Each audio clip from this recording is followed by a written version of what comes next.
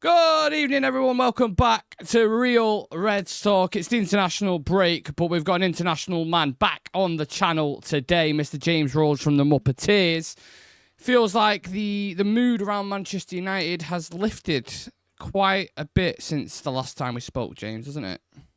It has. It's a lot better, and sometimes it just comes down to wins, but I think there's more to it than that as well, right? I mean, there's been obviously you're going to split opinions on a lot of this stuff, but there's been interviews, stadium announcements, all sorts of things, and I think those make a difference to people. I think it matters. Communication, knowing the long term makes short term pain easier, stuff like that. Yeah, absolutely. I agree with that. Well, we've got a range of things to cover. We are going to talk about Ineos, ticket prices, new stadium, recruitment, the future under Sir Jim Ratcliffe, Europa League, and a little bit of a transfer talk sprinkled towards the end. So buckle up, people. There's plenty of destinations to arrive at. Sam, do you want to kick us off with the first one? Yeah, you did speak then just in the intro about people not being happy and things that are going to make a difference. So a lot of fans, including myself, not happy with some of the decisions Ineos made. We've got ticket price rises, getting rid of concessions, staff are being laid off. They can't even put lunch in the canteen for people anymore. From a human perspective, I don't agree with a lot of it. I think people losing their jobs is sad. I think people, ticket prices being raised is not right. The stuff seems extremely cutthroat. A lot of people are blaming Ineos as a gym for it, don't really realise the impact that the Glazers have had over the history for why we have to do this in the first place. Are these measures actually going to do anything, or is this just a statement from Ineos? And how bad have the Glazers left us, the fact that they're having to do this, and will we actually be able to spend anything, like come for the stadium in the summer and all that sort of stuff? Yeah, it's good questions, and I think that, the reality is kind of working those questions in reverse. It was really bad. I mean, look, there are very few businesses that can lose hundreds of millions a year, right? And that's where United were at, losing hundreds of millions a year, no cash in the bank. Before you said that, there was the Jim said that it would have got under if he had not come in. How true is that? Or is that a bit of a sort of explanation? It depends how literally you take it, right? Because the first thing he said was they would have run out of cash by Christmas. That's 100% correct. They would have been out of cash by Christmas. They were minus, if you look at the math on it, he's put 300 million in, and they've got like 46 in the bank. So you could do the math on, it's like 254 million down, if you look at through the numbers on the credit line, like this is how bad it was getting. The December before his initial 200 million, they drew down 80 million on this credit card basically to keep the club running just for cash purposes, because they can't survive without borrowing more money all the time anymore. After all the money's been put in, they still have a full credit card. But for the first time in December this last year, December 24, after the extra 100 million was put in, they actually paid down a big chunk of it, 60 million, I think. So it was really bad. I mean, the cash situation was really, really bad. And some of the things that Sir Jim said were completely true. Like, when you take it, for example, the kind of the point being, they during all this time, they're losing all this money, but they hired 400 more people. And it is sad, it is sad, the state of things where you have to be letting people go, sacking staff and things like that. But it's almost like a correction to what should have been. Like, why'd you hire all these people in the first place? That's the real error on this. They shouldn't have been hiring all these people. Maybe it looked good on the stock exchange, or maybe it looked good on the big picture to say, oh, we got the most staff in England by 50% more than anybody else, and that's how big Manchester United were. This is kind of stuff Ed Woodward and the Glazers were obsessed with, right? Like all the appearances of things, and that United, they would always put all those stats out about social media and about posts, and they'd talk about it in all these meetings. But what did it do for you? What did having the biggest scouting network in the world do for United when they didn't use it? They just had it for the sake of having it, and then they just hired and signed players based on the whims of the owners and the coach instead of their own instead of using these departments. So it was that kind of mismanagement that was fairly pointless through all of this that that unfortunately has been corrected. So it was really bad in that respect. The club would have run out of cash. I think, saying going bust by Christmas in like a different line, I think was probably not intended to be literal, because the first thing he said was correct, to run out of cash. Would you have ways of keeping the club going? For sure. But what are those ways? It's borrowing more. So yeah, the club wouldn't go bust because it has the cash flow to keep paying for debt. But do you just want to keep borrowing more and more and more forever? And how deep does that hole go? We know how bad that is. And then in terms of the spending this summer, they can, because of all these things. They have genuinely made a massive impact. Much as it is unpopular, much as it is difficult, much as it is definitely cutthroat, the sum of everything is going to total north of 100 million a year in terms of what they have saved, what they've cut, what they've changed in finances, and that basis. And they are prepared for, if United don't have Europe, they can spend. They'll be able to spend even a decent amount this summer. They'll be able to spend. They're ready for that. And they have to be, because what's the other solution? That's always been my problem with it. When I look at the finances, I look through all of it and I say, okay, a lot of it is not because of those staff. A lot of it is not because of free lunches. Totally true. They're not the reason. The reason mostly is bad transfers and bad decision-making in the club, but you can't do anything about that. Unfortunately, you can't not pay those transfers. You can't not pay those wages. You can't not pay those contracts. You can't undo any of that. And you can't not make transfers this summer, because how is United ever going to get back up if you can't rebuild the team? So that's the balance that's always been, that unfortunately, due to so long of mismanagement, you can't just stop spending on football to save enough money to get out of the hole, because you're never going to get out of the hole that way. That's what happened to clubs like Leeds, clubs like, even, Villa, Forest, or these clubs that had been historically good. They ran into trouble, and if you start cutting back on the football, you stop being that big club anymore. You just do. That's the one thing you can't compromise on. That's how those clubs got small. It's not unnatural. If you stopped buying players, United could be. Why wouldn't United be in the championship in 2 years if they stopped buying players? What would save them? The fan base isn't going to save them. You still have to spend on football. So it's a really problematic situation, I think, overall, and a lot worse. But it shouldn't be surprised when it's come to Glazers that it's always been worse than they let on. Yeah.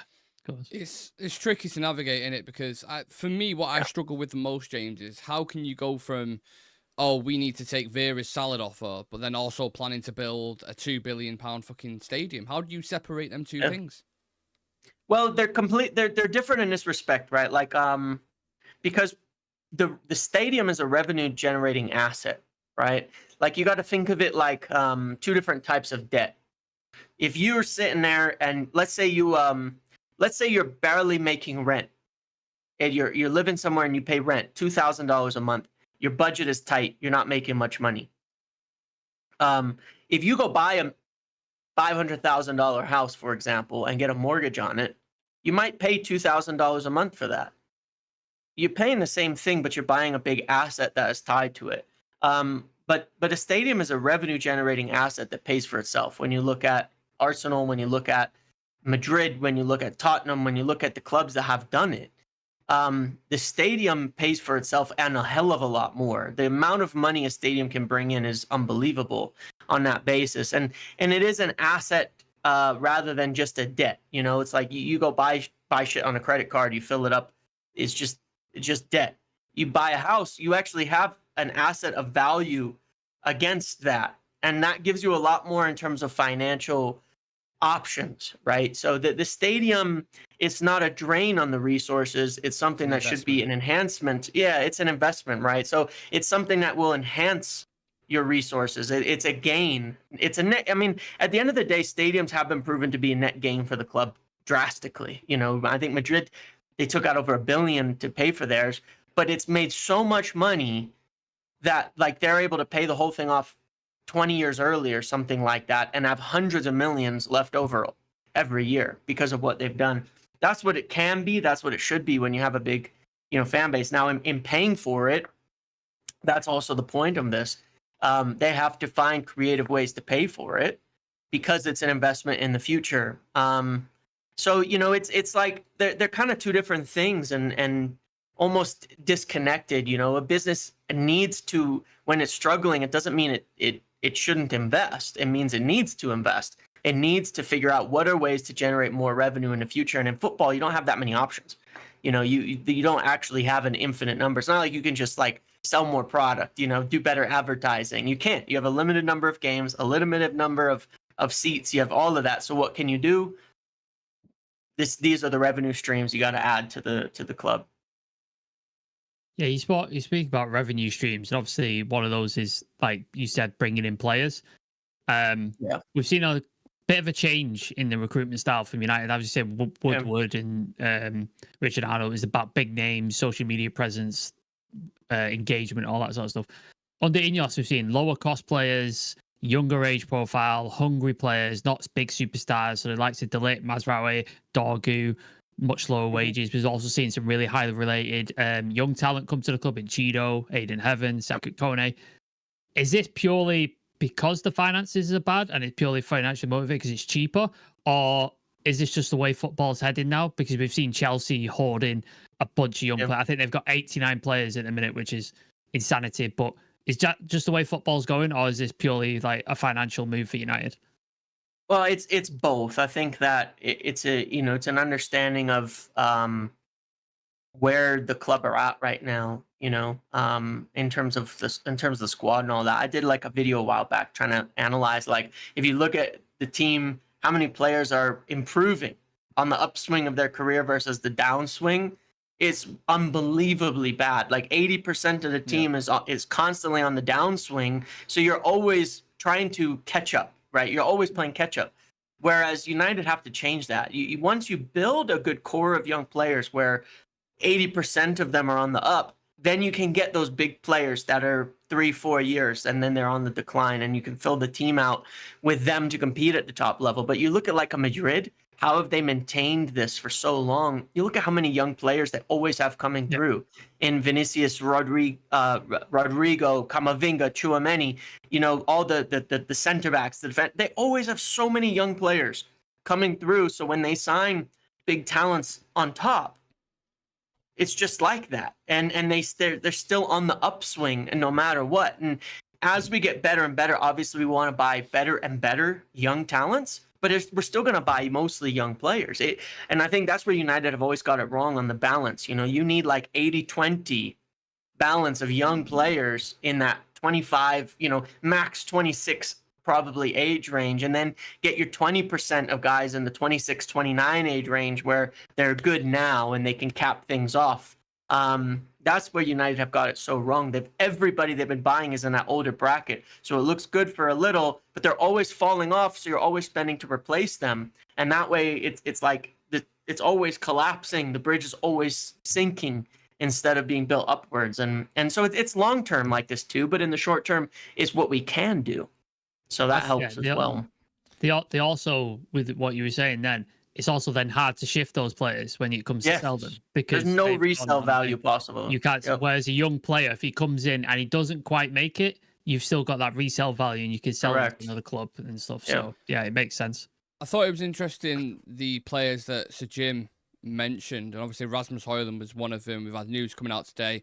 Again, it's from TalkSport, so take it for what you will. Reporting that Rasmus is expected to leave this summer. I mean, I don't know, you might know more than me, James, but I have to ask about the striker situation, because that's an area, in my opinion at least, that needs good, solid investment. You only have to look to Højlund, Xerxes, Garnacho. I mean, they've got 10 goals between them in the league so far this season, which is absolutely awful. And we need one player who essentially is going to double that. So these names that are being linked, which ones are solid? Who are the most likely options to join when we factor in things like wages, price, and appetite to join the club? Yeah, for sure. Well, it's a complicated one, because it's. I would tend to agree with you. Like, if there was one position, I feel like you need someone who's going to get out and score goal. Who's going to get out and produce right away at striker. we've seen how just like taking the chances, scoring the goals can be, I don't know, kind of drags the rest of the team along, and not doing, and I don't want to say papering over the cracks, but it's almost like the opposite. When you just can't score goals, it makes everything look worse than it is. I don't think we've been playing that bad of football the last couple of months, honestly. There's a lot of games we've had more possession, we've been more in control, but we just cannot. There were so many games we just couldn't score. We just didn't have it, and it was like, you see the last few games we're scoring, and everything magically looks better. Everything is working, everything is okay. Everything is solvable once you start getting those goals in there.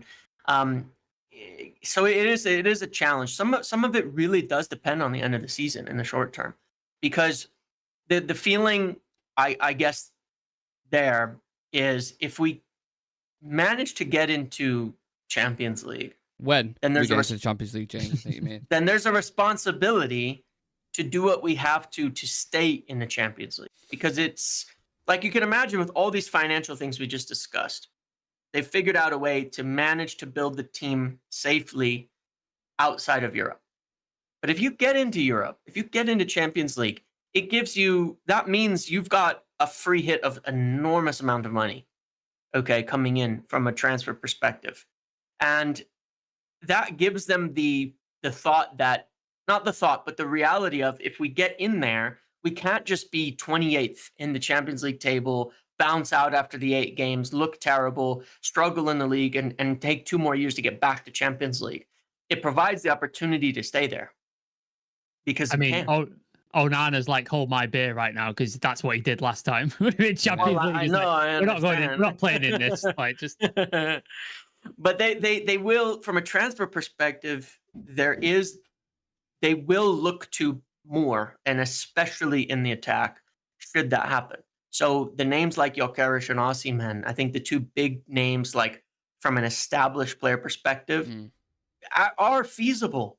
They are real. They are feasible if United can get into Champions League.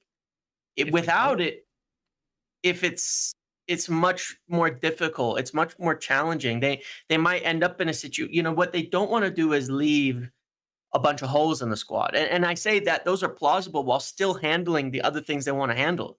They got to sign another 10. They got to sign another midfielder. They got to sign another center back. They're going to do all of that. But who we can get in some of these positions does depend on that. You can't compete for Howson from Bournemouth. I use that as an example because he's a young player that big teams are going to be chasing this summer. Yeah. You can't compete with these teams if you're not in Champions League. You could if you were, like Olise last year. If we were in the Champions League, we would have probably gotten him at that time, but we couldn't, even though he's still a young player. So I'm not talking about changing the profiles of who we're signing. It's still young, it's still talented, it's still all of that.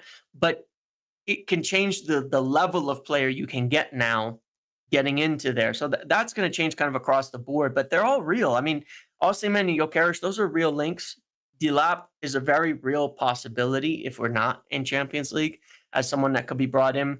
Mateta is a realistic one as if they can get him at the right price, where they might be looking at a plan of saying, we get Mateta, we get another prospect. We have Cheeto, we have Højlund, we have another prospect. Mateta can fill the gaps in the meantime without it being expensive, because maybe we can't afford these other players, because the young prospects they really like are also really expensive. Agahawa at Porto is going to be a lot of money. Benjamin Šeško, a lot of money. Ekitike, a lot of money. These players are expensive. No matter what they do, right? And they are more of a risk, right? So it's going to be hard no matter what for them in this market from a striker perspective. And so I honestly, I'm not sure which direction they go yet. But going for another 70, 80 million prospect feels off the table for them, because it's so risky. If they could get one of them in the 50 range, I think that would be their ideal, is to go for one of these prospect strikers in the 40 to 50 range. If they can get that, then I think those become the most viable options in any scenario. But without it, be better to go for an established one if they can get into Champions League. Yeah. Yeah. Who's in the chat? Sorry, random guy just asked, are Ineos willing to spend money even with the Champions League? Yeah, they'll spend as much as possible. Yeah. Thank you, random guy, as well, for gifting a membership to. I'm gonna butcher this completely. Subhit Basak. I apologize for fucking that name up. Yeah, definitely not my forte, that one. Speaking of uncomfortable things, I spoke to you about Ratcliffe last time and maybe a couple of times before.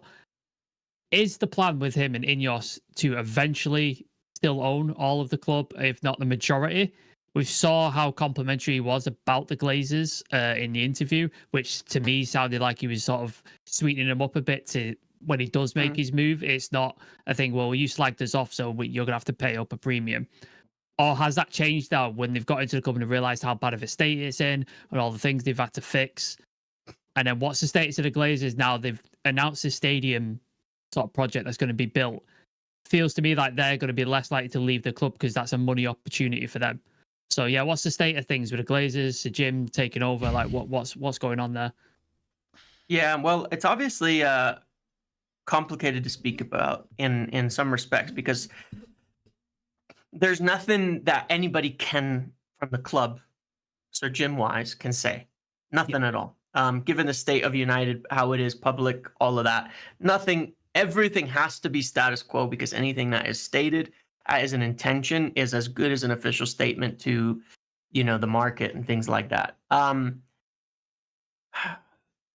There's a couple of things to take note of, I think, on the stadium project that were pretty revealing. Number one was that there's no mention of the Glazers in anything on the stadium project. They're not in the announcement. There's no comments from Avram or Joel, which are usually on every statement they put out. There's absolutely nothing. Zero involvement. They weren't there for the big stadium announcement event with all the media, with the press, with the models, with the pictures, with everything. They're non-existent. The second thing is, under the present agreement,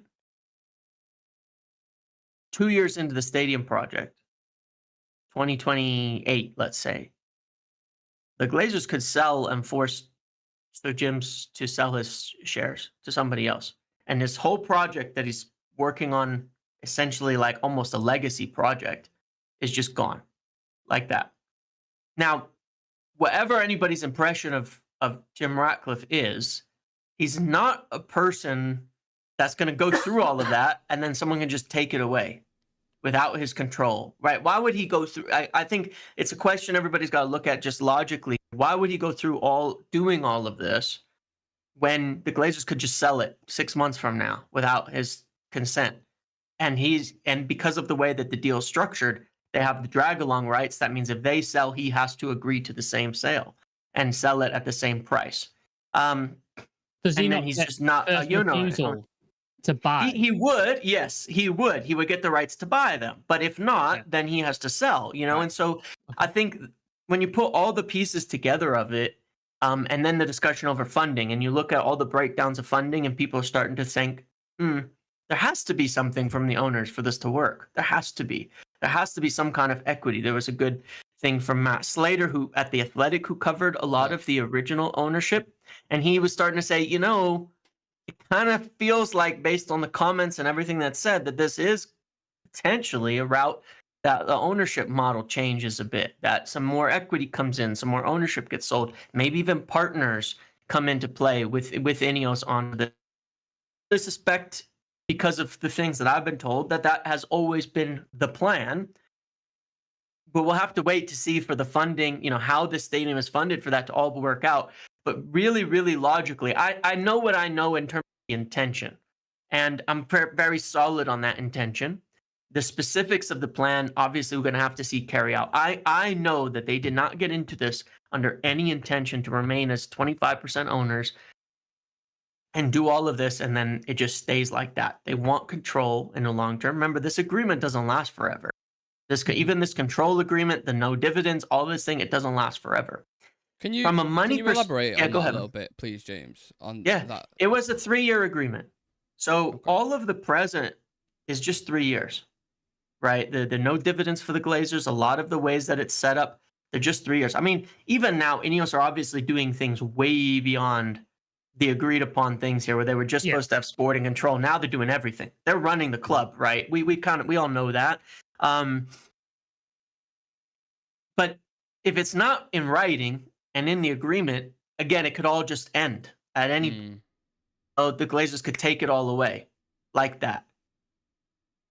So Jim's not a stupid person. Whatever he may be, his whole business model has always been mergers and acquisitions. That's how he's grown his entire empire from Ineos and all that. They've done like 80 plus of these deals over the course of years.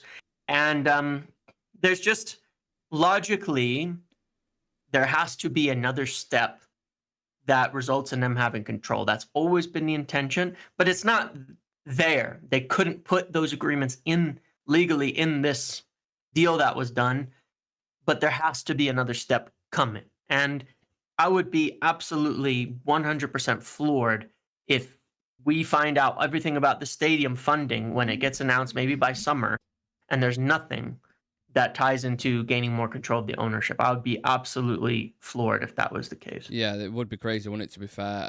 Yeah. How does it work with him keep pumping money into the club? Obviously, spoke about the 300 million that got swallowed up almost, instantly.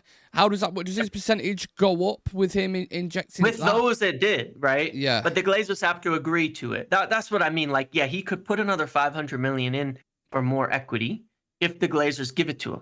And I think that is almost a necessity for the stadium thing. So when people are talking about, equity ownership investment, that's what it means. You're going to have to be able to have some deal with the Glazers to say, oh, I'll put $500 million in for the stadium, but I want another 15%, of the ownership for that. Or let's issue more shares so I can increase that so it can go in. So it's like into Monopoly, the basically, investment. when they're putting houses on Mayfair and stuff like that. Yeah. It's like we're getting there, we're building slowly but surely. Yeah. Interesting. Very interesting. Should we move on to potential trophies? Performances on the pitch. Let's talk about that. Yeah, let's talk about it. So, surprisingly, we looked really, really good against Sociedad in that second leg. Really enjoyed the game. A good win. Some positive things in there. So we're through to the quarterfinals to face Lyon. But the team's left, James. Do you think we have a genuine chance of winning this? Not only by getting a trophy under Amarin's first season, which Ten Hag, that sort of like built his thing ready to sort of go, but also because we're doing so terribly in the league, it's just like we might as well just put all our eggs in this basket, this European basket, and then also we get the Champions League on top of that.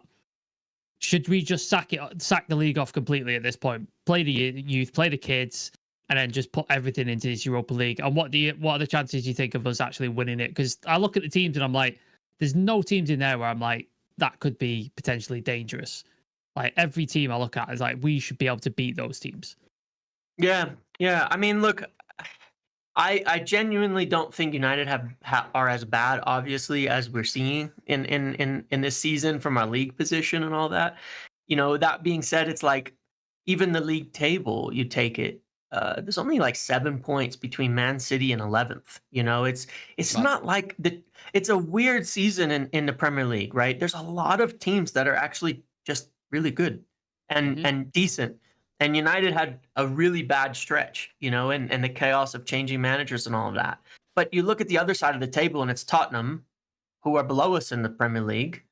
And you think, hang on a second, this is the level of competition. It's just a weird season in general. I think that United could very much could win it. I think there's difficult teams. Lyon are a difficult team, but they are beatable. They're having a bad season though, aren't they? It's a terrible season. Yeah. They're a team that doesn't. One of the things where I really rate United's chances on this is they're not a team. They're kind of like Arsenal. They don't have much pace in behind. They're a very technical team, but they do not pose much of a transition threat. Their best players, like Ryan Cherky, these are not transitional threat players at all. Their midfield, they're not going to get overrun by pace by a team like this. And that means you're going to have the ball. That means you can suck them in. You can get in behind them. there's a lot of ways you can play a team like this where United can actually match up kind of well.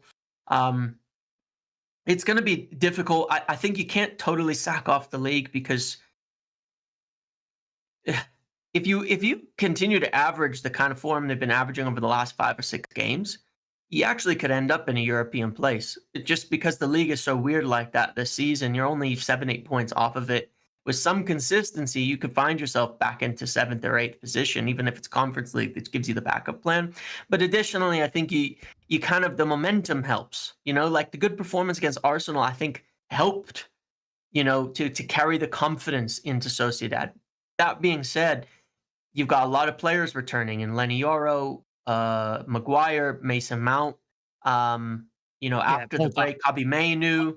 Mason Mount, yeah. Let's wait until he plays a game before. But that's where it's like you could kind of like just play him in Europe and hope you got him for as long as possible. Yeah, but 10-minute spells. We haven't. Yeah, we have more options, and you have some of the youth players coming through. So I think you can pick your strongest for Thursday, and then you can rotate a little bit in the league. I mean, you look at the game against Leicester, that was just, when you factor in the rotation, playing Christian Eriksen compared to the form Xerxes been in recently, we were good. We were decent. We won the game. We won the game. Leicester are terrible. They totally are. But remember the last game against Southampton, right? Yeah, Or worse. Yeah. It's progress, you know what I'm saying? Like, we're not in a position where we can rotate much because the drop off, I think, right now from the players who are doing well to the rest is really bad. Yeah. But yeah, I mean, I reckon we have a chance there. I really do. But and it's going to be the focus. But I don't think you can totally give up on the league. But I think you can still play the kids a little bit more. The players you want, start to give them a chance in there, and rotate enough that you can stay fresh for Thursday in those games. But over 2 legs, I really rate our chances against almost anyone because we've shown really good ability to adapt to teams and to games and to adjust. We've had a lot of good second halves. Even in games where the first 45 minutes is bad, we're good in the second half. Over 2 legs, I think there's a lot of good players and in there even still, and it's just about finding the right balance in each game. I think we win it if we don't play Tottenham. I think if we play Tottenham, I know that sounds mad because Tottenham have been horrendous, but look at each and every single time we've played them, they've had our number. They've done something weird to us, haven't they? Yeah, strange. So if I see them in the final, I think we can only play them in the final, right? We can't play them in the quarters or anything like that. Yes, it has to be the final, So if we get them in the final, that's where I'll be like, I'm not sure. Especially if you get your Van der Vens, your Romero's back in there as well, and we've got a fully fit squad. I think that's going to be a difficult. Well, it's that, isn't Tottenham hits this transition problem. We're still not a great team when teams can hit us fast on the transition.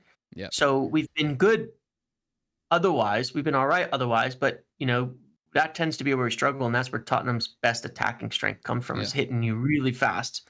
You can still score against them, but that is the difficulty.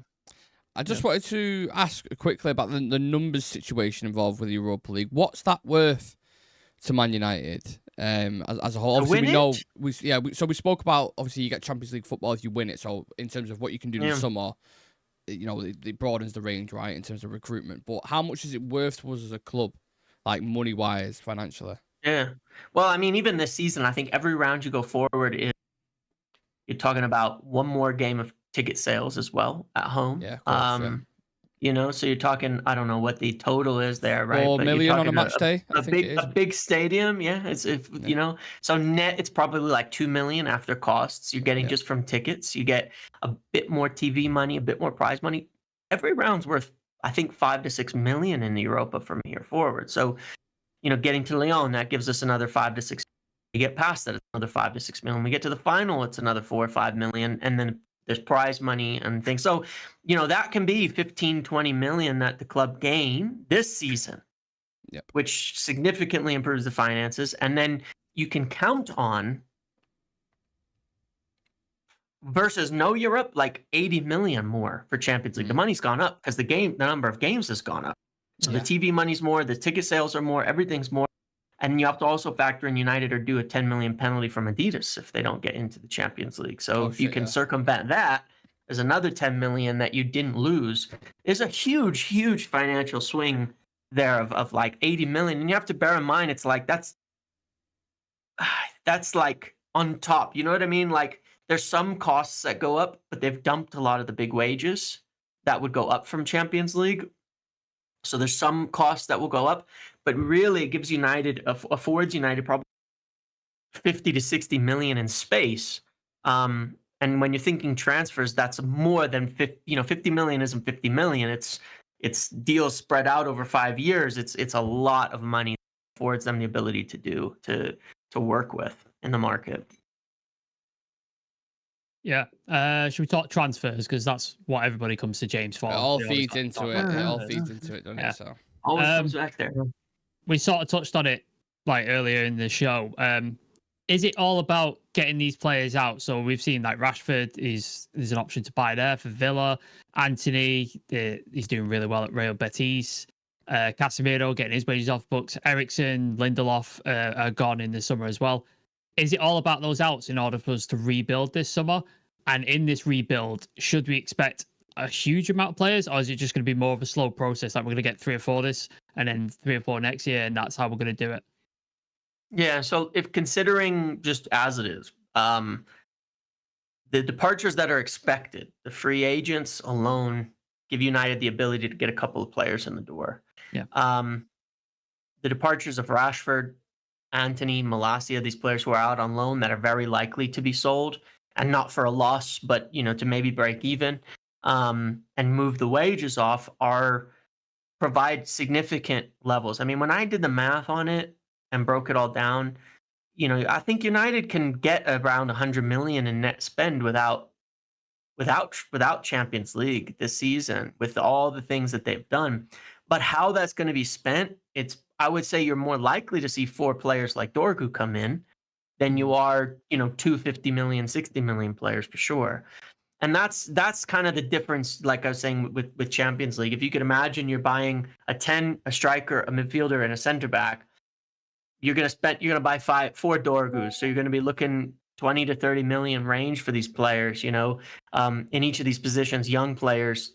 And if they can even get cheaper ones, then they'll buy 5 or 6 to add to depth, to add to these things. But if you can get into Champions League, then you're looking at the same thing, but 2 of them maybe are, maybe it's Mbumo instead of, Dorgelis or something like that. You know what I mean? For the 10 position. And maybe you can compete for Howsam for 40 million from Bournemouth instead of going for Akcicek from Turkey for 10 million or 15 million, but it's still going to be similar.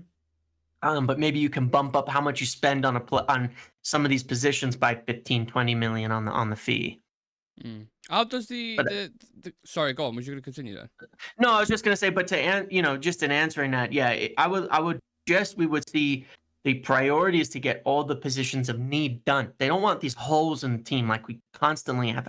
We've always had that, right? That's one of the biggest issues. You come into the season, you have no left back because Shaw's getting injured, and you're just like, and it's a disaster. Dorgu comes in, you can see the difference he makes. Yeah. He fits. Yeah. He makes a massive difference just by having one natural. That's why I say we're not as bad as it looks at times, but it's like we've always had these huge, glaring, massive, giant holes that are just, nobody else operates like this. No other team is just, we don't have a left back, we're screwed. It's so unusual, and that they never want to have happen. So getting enough people to make sure there are no holes in the team is priority number 1. Get all the positions we need, where with a couple of injuries, you're not suddenly in disaster territory. I just wanted to ask, how does the collaboration work between Amorim, Wilcox, Omar? Because obviously it's initially briefed from Ineos, we're going to set, the kind of style of play, but it seems to be a bit more of a hybrid kind of working philosophy, if that makes sense. Did you know what I mean? Yeah. So essentially, Wilcox is the main guy tasked with this. With this is how we want to play football. And these are the types of players we individual want. Players that he's been responsible for bringing in? Wilcox. Yeah, for sure. I mean, most of them last summer, would have come through him. Yeah, for sure. Yeah, definitely. I would say he was mostly responsible for that last summer. for bringing him in, for Dorgu, for these types of guys. Yeah, 100%. So, like these are the guys we want. He's had a big focus on this physicality aspect. Yeah. Getting more physical players in, getting guys who are more athletic, all of that, raising that.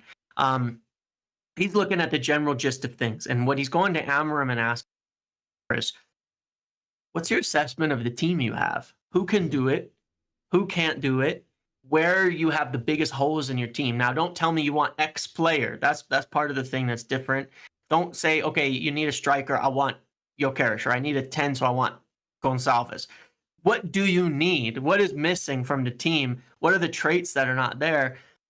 Then it's like, okay, what are the solutions we have in the academy? We talked to Nick Cox and to Darren Fletcher and these guys that coordinate on that. Who are the guys in the academy that we want to get more of a look at to see those types of things? That's where someone like Mantato can come in at right wing back, because he fits exactly what you would have signed Kenda for, and he's there. And then you go to Vivel now and say, okay, these are the things we need to find in the market. We need these things. These are what we're really missing right now.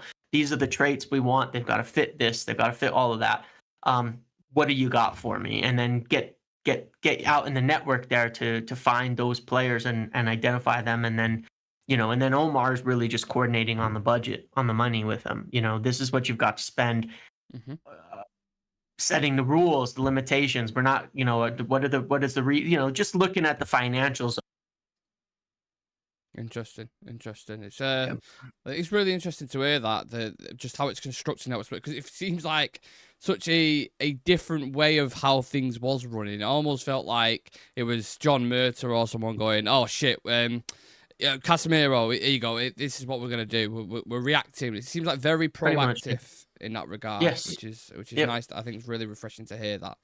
And they've had a plan, even separate to Emmer. I'm sorry, they've had a plan of like the 12 players they need to get since the start of last summer, and their thing is not 3 in 3 out, like it would have been on the Glazers, but like Ollie described. But like, how much of this plan can we get done? And we're just going to get as much as possible done that we can afford, that we can find the right players. And they, in that respect, they kind of want to finish it this summer, where they've got a full squad. We've signed all the players we need. Now, then you start to look at like, which ones don't perform to the level we need, where we need an upgrade. And so you have this upward trending foundation to say, all right, this guy's not working, we'll replace him. Instead of, then you can be reactive, but once you have a really strong base, you can't be reactive before you're proactive. You got to be proactive first. Then you can react to setbacks. Then you can react to changes and fix them without the whole thing falling apart. Yeah, as I say, our negotiations used to go like, Richard Arnold, Edward would go in and go, yeah, we want to pay this amount. And the club would go, no, this is the amount. And then that would go back and forth until we eventually just paid what they asked for. And that's kind of how it went every single time. But we've got a couple of questions in the chat, James. Any news on Onana leaving? They've been looking at keepers. They've definitely been looking at keepers. Okay. I think it's a money thing too. Like, the keeper is not that vital for an Amarim thing. You can kind of see that, but it's not as vital as it might be for some managers because of the way he sets up the build-up and the shape and all that. But it's more likely they'd be looking at a pair of safe hands that could compete this summer. That's why I've mentioned like James Trafford before, is like potentially a pair of safe hands for affordable price that has a good shot at stopping. Just safe, the top goalkeeper is probably not on the agenda, but getting someone who could compete definitely there is potential for that. By the way, it's a question for me. What is wrong with Bayindir? It's unknown return date and it's not said what the hell's going on. Do you know I'm not sure how much I can share on that, but he does have an injury. He does have a little injury that it was little at first and it's gotten worse. But I think he's close now to a return. I think I was just close. Like, he had an injury, and then I've just heard nothing. Well, he actually got sick, and then he got an injury like almost in training after he was ill. So it got a little confusing. And United haven't said shit on people's injuries this year. They've been really quiet about it. So it tends to be a bit of a mystery. It's weird. Ski Mazad Elali, can we afford Osimhen without Champions League football? No. Okay. Anthony, can we demand a fee for him rather than loaning him again? What's a realistic price we can get for him, Rashford, Sancho, and Malacia? Surely it's a bit over 100 million. Well, Rashford is a minimum 40, and I think it'll probably get done at least at that. Sancho, I'm still unsure of whether there's any reality yet to the talk of Chelsea trying to back out of the obligation, or if it's just, yeah, it exists, but like I think Fabrizio said the other day, like it's not like they've been talking about it yet. It's just something that's there. That's 25. Anthony, I think Anthony's going to be a bit difficult to sell because of the remaining amount that you have to pay for him. Those are not fees teams like Betis usually can pay. You might see a loan with obligation of 15 million next year, wages covered this year. That's more realistic. Malacia will be very cheap, 4 or 5 million, something small out the door like that. The biggest potential fees, they'll come from someone like Garnacho, where it's not like 100% settled as to what would happen there, but if it depends, he's done well the last few games. Amram's found a better place for him on the right. Does it depend on Amram? Depends what he decides. Because I can work with him.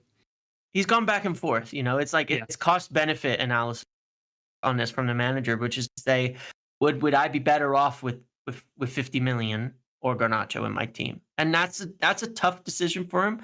At one point, he decided to be better off without him, and then it was like, maybe not. Maybe I could use him. And it's still a little bit up in the air there. But that is one that has a significant potential. But it's also on Garnacho. Yep. If he's pushing to leave, if he's talking to other clubs and he's wanting to, they're more. That's not what they want. Like they want people, right? I mean, this is why Rashford's not here. He at the end of the day, all the other reasons aside, they kind of came to terms with he thinks his career would be better away from United, and everybody kind of agrees. And so far, everybody seems correct on this. He's doing better away, and it's the best solution for all parties. And sometimes that is just the case.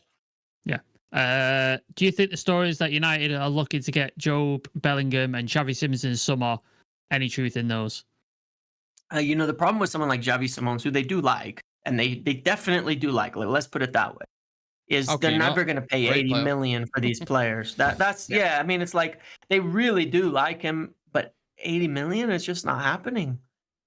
For 40, they would take him in a heartbeat as that right 10 right now to add him in. They would 100%, right? But it's money, and we know with them they're going to be really what's the word for it? Disciplined on that front. Omar's really, really strong on that. We're not paying these huge prices for these players. It was like that at City, wasn't it? Same thing. Yeah. He set this cap, like, we're just not going to do it. I mean, you look at when City have gone over that with Grealish and such, it doesn't work out, and it's the same. Big transfers are, 80 million is a lot. When you see these quoted by clubs or by journalists, you're just like, why is everybody 80 million? Ekitike is a good player, but he's not 80 million. That's a 40 million striker prospect. And at that price, that makes sense. If they could get him, they would. Sure, so it's just a bit funny. Joe Bellingham is one they've watched. I don't particularly know that he's high up on the list as of this point in time. I think the name is exciting to people because of the last name. Yeah, but there's others that they've really liked as well from the championship that I think maybe are more realistic. Players like Chris Rigg, ones like that. Yeah. Yep. Tyler Diblin, maybe. Do you remember when Ruben Neves was linked to us and then Wolves went, it's 90 million? I was like, are you having a laugh? I know. 90 million for Ruben Neves. Like, this is what they're trying to address long term by doing these things, with Omar putting a cap on. It's going to be beneficial to us in the long term, right? Just wanted to ask, obviously, since national break now, James, what's the plans now for the next couple of weeks? You got any kind of tactical videos coming out? Got any interesting videos dropping on your channel? Yeah, I did a tactical one, just released it a little bit ago today, or just before this, actually. I'm going to do another Academy video on Friday. Real excited about that because there's definitely plans through the end of the season to get some of these more kids into the first team, see what they can do. Do you know who they are? What names they're looking at? Yeah, I mean, as already, and we've seen thingy coming. If there were three, I would say Mantato, Jack Fletcher, and Morehouse are the three that I do know for a fact are very, very, very highly rated. admired from Amarim, and also are players they want to see what they've got because they're positions they're going to buy. They could buy otherwise this summer, and I honestly think they rate Mentato high enough that it would be like Kenda, Mentato, other signings that they really want to see him. So because they probably rather use him than buy someone if it wasn't going to be Kenda for that right wing back position. Would he have a similar impact to the way? And I feel like horrible because he's gone out on injured. Like Aiden Heavens come in and looked absolutely like a duck to water. Yes. I honestly think so. Yes, yeah. Like genuinely, for people who followed and watched him, his physical, he's been injured, and that's really the only issue. He'd probably be in the first team right now, getting minutes if he hadn't been injured. He's that good. He's physically that good. He's physically that ready. He played it. He went up to the under-21s last weekend and just was blowing everybody away, along with Jack Fletcher as well, mind you.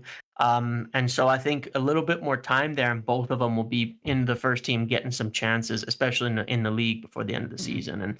And he could have absolutely that impact, where him and Ahmad are A and B on right wing back, and that gives you that flexibility between the 10 and right wing back next season. I think that's been the one thing that for me, just to kind of round this chat off, is to go for all the negatives that's happened this season. What Carrington are doing and the recruitment side of things at least seems to be getting a lot better. Yeah. And that's been a big asterisk next to United's name for a long, long time. So I'm happy to see that, and I think you've explained that really well as well. So we appreciate you coming on, James. Of course. Look forward to your plans. Any of our community who's watching, at least go and check him out. Twitter, go check him out on YouTube. Really, really fascinating tactical videos as well. And I'm looking forward to that Academy one as well. And yeah, hopefully we'll see you in the near future as well. Yeah, sounds good. Awesome. Thank you very much. Thank you to you as well, Sam. Appreciate it, brother. No worries. See you in a bit, guys. Thanks to James for coming on.